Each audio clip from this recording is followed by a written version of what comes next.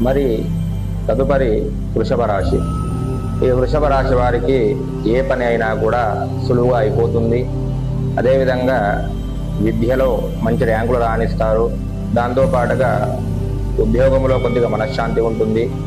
కుటుంబంతో కలిసి తీర్థయాత్రలు వెళ్ళే అవకాశం అనేది ఉంది. దాంతోపాటుగా కొత్త పరిచయాలు అవుతాయి. ఆ పరిచయాల వల్ల మీకు చాలా మంచి కూడా జరుగుతుంది. ఈ రాశి వారు మృష్టాన్న భోజనము అంటే ఇష్టమైన ఆహారాన్ని తీసుకోవడం కూడా జరుగుతుంది. వ్యాపారం లోపల కిందటి మాసంతో పోల్చుకుంటే ఈ మాసము కొద్దిగా లాభాలు ఎక్కువగానే వస్తాయి. అదేవిధంగా ప్రయాణము, మీరు ఏ పని పైన వెళ్ళినా కానీ ఆ యొక్క పని అనేది విజయవంతం కావడం జరుగుతుంది. మరి మొత్తంగా చూసుకుంటే వృషభ రాశి వారికి అధిక జ్యేష్ఠ మాసం బాగుందని చెప్పుకోవచ్చు.